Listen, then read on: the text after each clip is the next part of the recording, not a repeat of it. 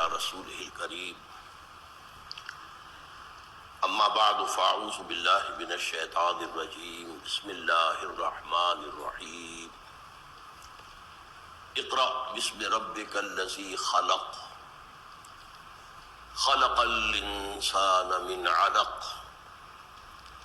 اقرأ وربک الاکرم الذی علم بالقلم علم الانسان ما لم يعلم صدق اللہ العظیم رب اشرح لي صدری ویسر لي امری واحلل عقدۃ من لسانی یفقهوا قولی اللهم ربنا الہمنا رشدنا واعذنا من شرور انفسنا اللهم ارنا الحق حقا وارزقنا اتباعه وارنا الباطل باطلا وارزقنا اجتنابه آمین یا رب العالمین۔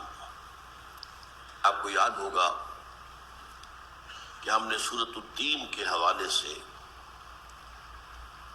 انسان کا جو مرتبہ و مقام ہے دو اعتبارات سے جو ایک دوسرے سے بالکل مختلف ہیں، متضاد ہیں، اس کو ہم نے سمجھا۔ اپنے روحانی وجود کے اعتبار سے انسان سب سے بلند ہے، فرشتوں سے بھی بلند ہے، اس لیے کہ تمام فرشتوں کو حضرت آدم کو سجدہ کرنے کا حکم دیا گیا،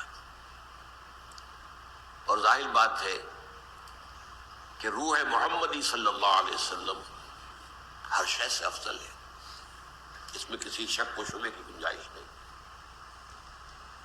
لیکن اپنے وجود حیوانی کے اعتبار سے انسان بہت نیچے ہے، بہت نیچے ہے، بہت نیچے ہے، ملائکہ سے بھی نیچے ہے، جنات سے بھی نیچے ہے۔ اور میں نے تو عرض کیا تھا آپ سے کہ جو ہماری زمین کی مخلوقات ہیں، زمینی مخلوقات، ان میں بھی ہم دیکھتے ہیں کہ بہت سے اعتبارات سے انسان بہت سے حیوانات سے کمتر ہے۔ بعض حیوانات بغیر روشنی کے دیکھتے ہیں، ہم نہیں دیکھ سکتے۔ بعض حیوانات کی سماعت اتنی تیز ہوتی ہے کہ عام انسان کی سماعت اس کا مقابلہ نہیں کر سکتی۔ گھوڑے کی سماعت اتنی تیز ہوتی ہے، سوار کو ابھی اندازہ بھی نہیں ہوتا، گھوڑے کو اندازہ ہو جاتا ہے کہ کوئی اور سوار ادھر سے آ رہا ہے، اس کے کان کھڑے ہو جاتے ہیں، اسے کہتے ہیں کنوتیاں کھڑی ہو گئی، کنوتیاں، اینٹینا جو ہے اس کے وہ کھڑے ہو جاتے ہیں۔ ابھی اس گھوڑ سوار نے تو نہ کچھ دیکھا نہ سنا۔ پھر یہ کہ جو بچہ ہے، جو جس کی ولادت ہوتی ہے، انسان کا بچہ جتنا کمزور ہے اتنا کسی حیوان کا بچہ نہیں ہے۔ بہرحال اس کے حوالے سے ہم نے سورۃ التین کا مطالعہ کیا۔ پھر یہ جو سورہ مبارکہ ہے سورہ علق، یہ سورۃ التین کا جوڑا ہے۔ میں نے بتایا تھا اس وقت بھی کہ یہ جو قسمیں کھائی گئیں، تین کی، زیتون کی، طور سینین کی اور بلد الامین یعنی مکے کی، یہ کس لیے؟ اس سے مراد ہے چار عظیم شخصیات۔ حضرت نوح جو کوہ تین پر تھے، حضرت عیسیٰ جو کوہ زیتون پر تھے، حضرت موسیٰ جو طور سینین پر تھے، اور حضرت محمد جو بلد الحرام میں تھے صلی اللہ علیہ وسلم وعلیہ السلام۔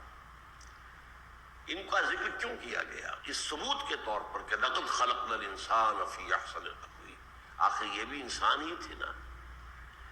ان کی بلندی کردار کو دیکھو، ان کے اعلیٰ اخلاق کو دیکھو، ان کے صبر و ثبات کو دیکھو، موسیٰ کا صبر دیکھو، عیسیٰ کا زہد دیکھو، حضرت نوح کی استقامت دیکھو، 950 برس تک جو شخص دعوت دیتا رہا، انکار، اعراض، ابا، استہزاء، تمسخر، مذاق، اور سب سے بڑھ کر جامع ترین شخصیت ہمارے بندے محمد کو دیکھو صلی اللہ علیہ وسلم۔ ہے تو وہ بھی انسان نا۔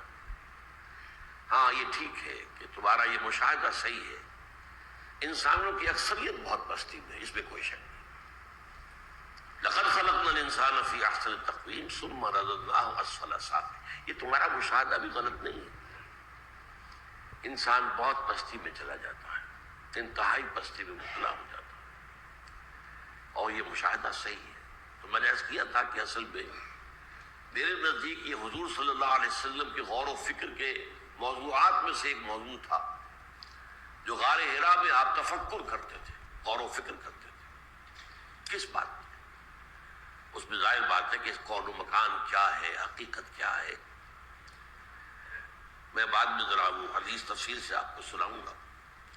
خاص طور پر یہ کہ یہ شر کیوں ہے دنیا میں، یہ انسان اتنا پست ہو جاتا ہے، یہ ایسا درندہ بن جاتا ہے، انسان جو ہے درندوں کو پیچھے چھوڑ جاتا ہے اپنی زندگی کے اندر۔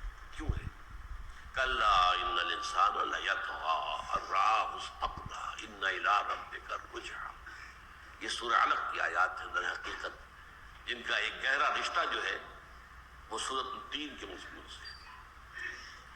اب یہ جو سورہ مبارکہ ہے سورہ علق، اس وقت ہمارے زیر بیان تو اس لیے آ رہی ہے کہ یہ سورہ تین کے ساتھ ملحق ہے، لیکن میں آپ کو بتاتا چلوں کہ اصل میں اس سے میں ایک سلسلہ خطابات کا آغاز کر رہا ہوں۔ نوجوانی کے دور میں جب میں قرآن مجید پر طالب علمانہ غور کر رہا تھا تو مجھے خاص طور پر ایک مضمون سے بڑی دلچسپی ہوئی تھی، سورتوں میں نزولی اعتبار سے ترتیب، سب سے پہلی کون سی آیات، پھر کون سی آیات، پھر کون سی آیات، پھر کون سی آیات، سب سے پہلے کون سی سورت، پھر کون سی سورت، پھر کون سی سورت۔ اگرچہ دین میں حجت یہی ترتیب ہے جو اس وقت ہمارے پاس مصحف میں ہے، یہی لوح محفوظ کی ہے، یہی کتاب مکنون کی ہے، یہی کتاب کی ہے، لیکن یہ کہ قرآن کے فہم کے لیے وہ زاویہ بھی ایک ہے، کس تدریج کے ساتھ قرآن نازل ہوا، محقق کے لیے، طالب علم کے لیے، اس کو سمجھنے کے لیے۔ چنانچہ حضرت علی رضی اللہ تعالیٰ عنہ کے بارے میں یہ مشہور ہے کہ انہوں نے پورے قرآن کی ترتیب نزولی کے ساتھ اس کو مرتب کیا تھا۔ لیکن ایک روایت تو یہ ہے کہ پھر جب حضرت عثمان رضی اللہ تعالیٰ عنہ کے زمانے میں اور حضرت ابو بکر کے زمانے میں ترتیب ہو گئی کتابی شکل کے اندر، اور پھر اس پر حضرت عثمان نے پوری امت کو جمع کر دیا، پھر ایک روایت تو یہ ہے کہ حضرت علی نے اپنے اس نسخے کو تلف کر دیا۔ اہل تشیع کے ہاں یہ روایت ہے کہ نہیں، وہ نسخہ محفوظ رہا تھا، اسے عام نہیں کیا آپ نے، وہ محفوظ رہا، اور وہ ان کی نسل میں، یعنی ان کے نزدیک جو ائمہ اہل بیت ہیں، یعنی حضرت علی سے حضرت حسین کو، یا پہلے حسن کو، پھر حسین کو، پھر زین العابدین کو، پھر محمد جعفر کو، پھر محمد باقر کو، پھر محمد جعفر کو رحمہم اللہ، اور اب بھی وہ نسخہ، وہ امام مہدی جو ان کے عقیدے کے مطابق ایک غار میں چھپے ہوئے ہیں، ان کے پاس موجود ہے، اور جب وہ آئیں گے تو وہ اپنا نسخہ لے کر آئیں گے۔ اور بعض غالی شیعہ یہ بھی کہتے ہیں کہ پھر یہ نسخہ منسوخ ہو جائے گا۔ اہل سنت کے نزدیک ان چیزوں میں کوئی حقیقت نہیں ہے، اصل قرآن یہی ہے، اسی پر امت جمع ہے، یہی حضرت علی کا قرآن ہے۔ البتہ ترتیب کے ساتھ سمجھنے میں کچھ اس کے اور پہلو سامنے آتے ہیں، جیسے سورتوں میں آیات کا ربط کیا ہے، اس پر جب غور کرتے ہیں تو نئے نئے مضامین کھلتے ہیں۔ اسی طریقے سے سورتوں کا آپس میں کیا ربط ہے، کیا تعلق ہے، یہ جوڑوں کی شکل میں سورت میں ہونا کی کیا معنی ہے، یہ معوذتین یہ کیوں، الزہراوین کیوں، حضور نے ایک نام دیا معوذتین کو تو سب جانتے ہیں، قل اعوذ برب الفلق قل اعوذ برب الناس، لیکن یہ کہ سورہ بقرہ اور سورہ آل عمران کو آپ نے الزہراوین قرار دیا، یہ دو نہایت روشن صورتیں ہیں، ایک نام دیا ہے نا، جوڑا ہے، سورہ مزمل اور مدثر جوڑا ہے، یا ایھا المدثر قم یا ایھا المزمل قم، جوڑا ہے۔ اس اعتبار سے میں نے جب غور کیا تو معلوم ہوا کہ ویسے تو یہ کہ اکثر صورتوں کے بارے میں یہ اندازہ ہی ہے، کوئی یقینی بات نہیں کہی جا سکتی۔ ایک بات کے بارے میں تقریباً اجماع ہے، پہلی 4 وحییں جو ہیں ان کی ترتیب معلوم ہے۔ پہلی وحی یہ ہے 5 آیات سورہ علق کی جو میں نے ابھی تلاوت کی، دوسری وحی 7 آیات ہیں سورہ قلم یا سورہ نون کی، تیسری وحی جو ہے وہ 9 آیات ہیں سورہ مزمل کی، چوتھی وحی پھر 7 آیات ہیں سورہ مدثر کی، اور 5ویں وحی سورہ فاتحہ ہے جو کہ پہلی مکمل سورت ہے جو حضور پر نازل ہوئی۔ پہلی جو 4 آیات ہیں ان کو جوڑا گیا ہے دوسری آیات کے ساتھ، اور ان میں خاص ترتیب آپ دیکھیں گے۔ ان چاروں صورتوں میں 3 مضامین آتے ہیں۔ شروع میں تو حضور سے خطاب ہے، خاص ہدایت، خطاب خاص۔ اس کے بعد آخرت کا فلسفہ اور آخرت کا جو حقیقت ہے اس کے لیے مختلف اسلوب میں اس پر زور دیا گیا۔ اور تیسرے مضمون میں ان تمام صورتوں میں جو مخالفین تھے، اور ان میں سے بھی جو بڑے بڑے تھے، ابو جہل ہے، ولید بن مغیرہ ہے، عقبہ بن ابی معیط ہے، یہ بہت سرگرم تھے حضور کی مخالفت میں، یہاں تک کہ پھر حضور کی اظہار ثانی میں بھی آگے آئے۔ پھر ان میں سے ایک ایک کے کردار کو لے کر سامنے لایا گیا ہے۔ تو یہی 3 مضامین آپ کو سورہ علق میں ملیں گے، یہی 3 مضامین سورہ مزمل میں ہے، یہی 3 مضامین سورہ نون میں ہے یا سورہ قلم جس کا نام ہے، اور یہی 3 مضامین سورہ مدثر میں۔ تو آج میں آغاز کر رہا ہوں ان 5 آیات سے کہ جو سورہ علق کی ابتدائی آیات ہے۔ ارشاد ہوا، بلکہ اس سے پہلے اس کا پس منظر، اس کا شان نزول سمجھ لیجیے۔ یہ تو میں نے آپ کو بتا دیا، اس پر تقریباً اجماع ہے کہ یہ پہلی آیات ہے جو حضور پر نازل ہوئی، اگرچہ بعض روایات اور بھی ہیں۔ ایک روایت یہ بھی ہے، اور وہ بھی ایک جلیل القدر صحابی سے مروی ہے کہ سورہ مدثر کی ابتدائی آیات پہلی وحی ہے، لیکن یہ کہ امت نے اور صحابہ کرام نے بھی ان کی رائے کو رد کیا ہے، نہیں، پہلی وحی بالاتفاق یہی ہے۔ اس کا پس منظر کیا ہے، کیا حالات تھے جن میں یہ نازل ہوئی ہے، کب نازل ہوئی ہے، کس جگہ نازل ہوئی ہے۔ اس کے ضمن میں ایک بڑا تفصیلی واقعہ ہے جو حضرت عائشہ رضی اللہ تعالی عنہا نے بیان کیا ہے۔ ظاہر بات ہے کہ حضور سے سن کر، ورنہ جب یہ واقعہ ہوا ہے اس وقت حضرت عائشہ ابھی پیدا بھی نہیں ہوئی تھی، لہذا حضور سے جو معلوم ہوا انہیں، وہ انہوں نے بیان کیا۔ ان کے بھانجے عروہ ابن زبیر نے پھر اس کو تفصیلاً بیان کیا، پھر امام بخاری کے استاد امام زہری نے اسے بیان کیا۔ اس کے بعد یہ تقریباً تمام کتب حدیث کے اندر موجود ہے، بخاری میں ہے، مسلم میں ہے، مسند احمد میں ہے۔ اس کے علاوہ بھی بعض روایات اور ہیں کہ جو مثلاً حضرت ابن عباس اور ابو موسیٰ اشعری وغیرہ سے منقول ہیں، یعنی وہ واقعہ تفصیلی نہیں، لیکن یہ بات کہ پہلی آیات یہی ہے۔ تو حضرت عائشہ کی جو روایت ہے وہ کیا ہے؟ وہ فرماتی ہے کہ اول ما بدأ به النبی صلی اللہ علیہ وسلم الرؤیا الصادقہ،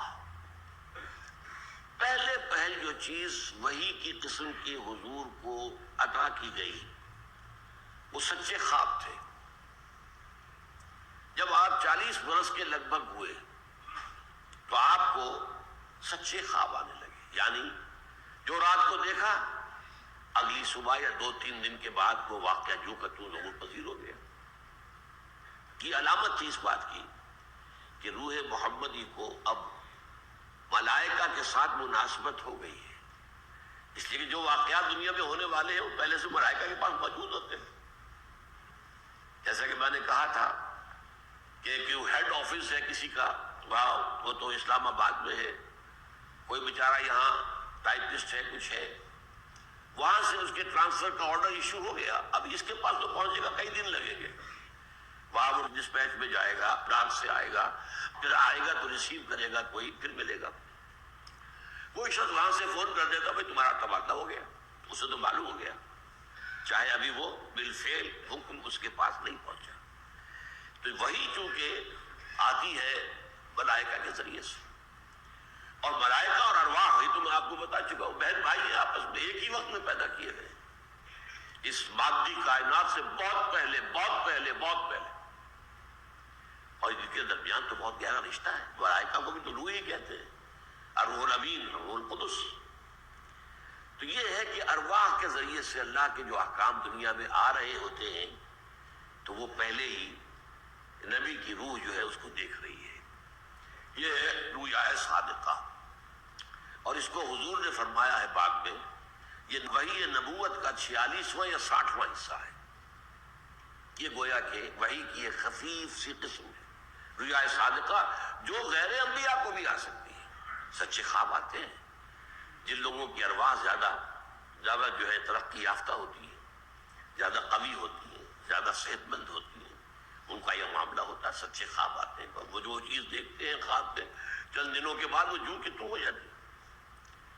تو حضور کو بھی پہلے سچے خواب آنے لگے. اس کے بعد آپ پر ایک غلبہ ہو گیا تفکر، غور و فکر. چنانچہ آپ کبھی لحاف میں لپٹ کر لیٹ گئے اور سوچ رہے ہیں، کبھی آپ کمبل میں لپٹے ہوئے لیٹے ہیں، چادر میں اوڑھے ہوئے لیٹے ہیں، سوچ رہے ہیں. یہی وجہ ہے کہ جو ابتدائی وحی آئی ہیں، یا ایھا المزمل یا ایھا المدثر، یہ غور و فکر میں ڈوبے ہوئے ایک انسان کی کیفیت ہوتی ہے، واقعہ دنیا سے منقطع ہو کر اپنی اس چادر یا اپنے لگم کمبل کے اندر محدود ہو کر سوچ بچار کرنا. تو یہ سوچ بچار آپ کر رہے تھے، اور اس کے لیے آپ جاتے تھے غار حرا. تقریباً 5 میل باہر تھا، حرم سے فاصلہ اس کا 5 میل بنے گا. پہاڑ ہے، کوہ جبل نور، اس پر اس کی چوٹی کے اوپر یہ غار ہے. اور روایات سے معلوم ہوتا ہے کہ یہ بنو ہاشم میں یہ روایت پہلے سے موجود تھی. حضور کے دادا بھی وہاں جایا کرتے تھے، اور شاید یہ روایت ان سے بھی پہلے سے چلی آ رہی تھی. واللہ اعلم. یہ روایات ہیں، زیادہ مستند نہیں ہے، لیکن یہ کہ صحیح بھی ہو سکتی ہے. بہرحال وہاں آپ نے بیٹھنا شروع کیا. کئی دن متبادل. حضرت خدیجہ رضی اللہ تعالی عنہ وہ 2-4 دن کا کھانا وغیرہ تیار کر کے باندھ دیتی تھی، آپ چلے جاتے تھے، وہاں رہتے تھے، غور و فکر، سوچ بچار. اس کے لیے حدیث میں جو لفظ آیا ہے کہ وہ غار حرا میں خلوت گزین ہوتے تھے، اور وہاں کیا کرتے تھے؟ یتحنس فیہ، وہاں عبادت کرتے تھے. اب عبادت کیا تھی؟ امام زہری نے اس کی وضاحت کی ہے، تفکر. عبادت ظاہر بات ہے کہ آپ اگر کہیں اہل کتاب میں پیدا ہوئے ہوتے تو ان کا طریقہ عبادت آپ کو معلوم ہوتا، اس پر عبادت کرتے آپ. آپ تو مشرکین مکہ میں پیدا ہوئے، ان کی عبادت تو تھی بتوں کی. لہذا ظاہر بات ہے کہ ابھی آپ کو نماز تو بھی سکھائی گئی، ابھی تو پہلی وہی آ رہی ہے نا. تو وہاں عبادت کیا تھی؟ تحنس. ہنس کہتے ہیں گناہ کو. تحنس، گناہ کو دور کرنا، دور کرنا، دور کرنا. اس میں غور و فکر. کان صفت تعبدہ فی غار حرا التفکر والاعتبار، غور و فکر، سوچ بچار. اب ایک دن اسی حالت میں تھے کہ فرشتہ آ گیا، حضرت جبرائیل علیہ السلام. اور بعض روایات سے معلوم ہوتا ہے کہ اس وقت حضور نہ پوری طرح بیدار تھے اور نہ پوری طرح سوئے ہوئے تھے. بین النوم والیقظہ، بیداری اور سونے کے درمیان کی کیفیت. آپ اسے ٹوائلائٹ کہتے ہیں، سلیپ. ایک ایسی جو ہے، کچھ آدمی کانشس بھی ہوتا ہے اور کچھ جو ہے وہ نیند بھی ہے. اس طرح کی کیفیت میں فرشتہ آیا. اور اس کے بعض روایات سے معلوم ہوتا ہے، اور میں اسے صحیح سمجھتا ہوں، کہ کوئی تختی تھی جس پر یہ آیات لکھی ہوئی تھی. اس نے کہا اقرا، پڑھیے. آپ نے کہا ماں انا بقاری، میں تو پڑھا ہوا نہیں ہوں. اس سے معلوم ہوتا ہے کہ وہ کوئی لکھی ہوئی چیز تھی. اس لیے کہ زبان سے کہہ کر اور وہ اس بات سن کر ادا کر دینا تو مشکل نہیں ہے. ہمارے ہاں تو یہ ایک روایت تھی، اب بھی کہیں ہوگی یقیناً، کہ 4 سال 4 ماہ 4 دن کا جب بچہ یا بچی ہوتی تھی تو بسم اللہ کی رسم کرتے تھے. اس کو کوئی بڑا نہلا دھلا کے، کپڑے پہنا کے، سفید چاندنی پر بٹھا کے، اور اقربا اور جو اعزا کو جمع کر کے، اور اس کو جو ہے سر پر بڑی عمدہ سی ٹوپی مخملی پہنا کے، پھر جب وہ بیٹھتا تھا تو آگے قرآن رکھ کے کوئی قاری صاحب آ کر بیٹھتے تھے اور انگلی پکڑ کر پڑھواتے تھے. اعوذ باللہ من الشیطان، اور سنتے جاؤ، بولتے جاؤ. وہ یہی پڑھواتے تھے. 5 آیتیں، اقرا بسم ربک الذی خلق. اسے ہمارے ہاں کہا جاتا تھا رسم بسم اللہ. اب یہ مجھے نہیں معلوم کہ یہ کب سے چلی، اب ہمارے ہاں چھوڑ دی گئی ہے اس کو، کیونکہ اس کی کوئی سبب جو ہے وہ اسلاف سے تو ہمیں ملی نہیں ہے. 4 سال 4 ماہ 4 دن میں یہ بسم اللہ. تو یہ گویا کہ حضور کی بسم اللہ ہو رہی ہے. اور اس طریقے سے ظاہر بات ہے کہ کان سے سن کر بولنا تو مشکل نہیں ہے. اس کے لیے کوئی پڑھے ہوا ہونا ضروری نہیں ہے، پڑھا لکھا آدمی. تو یقیناً کوئی ایسی شے تھی جو لکھی ہوئی تھی. تو وہاں پر فرمایا اقرا، آپ نے کہا مانا بقاری. تو حضور فرماتے ہیں کہ مجھے اس فرشتے نے اپنے سینے کے ساتھ لگا کر کھینچا اتنا کہ میری جان پر بن گئی، پھر چھوڑ دیا. کہا اقرا، میں نے پھر کہا مانا بقاری، پھر کھینچا مجھے اور پھر چھوڑا. پھر کہا، میں نے پھر کہا مانا بقاری، تیسری مرتبہ پھر کہا. اس کے بعد میں یہ کہ میں اس کے ساتھ پڑھا ہے اقرا بسم ربک الذی خلق خلق الانسان من علق اقرا وربک الاکرم الذی علم بالقلم علم الانسان ما لم یعلم. اب یہ آیات نازل ہوئی. اس کے بعد فرشتہ چلا گیا. اب حضور صلی اللہ علیہ وسلم پر کچھ ایسی دہشت تاری ہوئی، کیونکہ یہ پہلا تجربہ تھا. عالم بشریت اور عالم ملکیت کا اس طرح روح در روح ہو جانا، یہ کیفیت جو تھی پہلی مرتبہ ہوئی تھی. آپ گھر آئے ہیں تو لرزہ طاری تھا، پسینے سے شرابور تھے. آپ نے کہا حضرت خدیجہ سے ضملونی ضملونی، مجھے کمبل اڑا دو کمبل اڑا دو کمبل اڑا دو. انہوں نے کمبل آپ کے اوپر ڈال دیا. پھر آپ نے فرمایا کہ مجھے کیا ہوا ہے، خشیت علی نفسی، کیا ہوا ہے مجھے تو اپنی جان کا اندیشہ ہے کہ یہ صورتحال کیا پیش آ گئی ہے. انہوں نے فرمایا نہیں، اب یہ ہے صدیقہ، تصدیق کرنے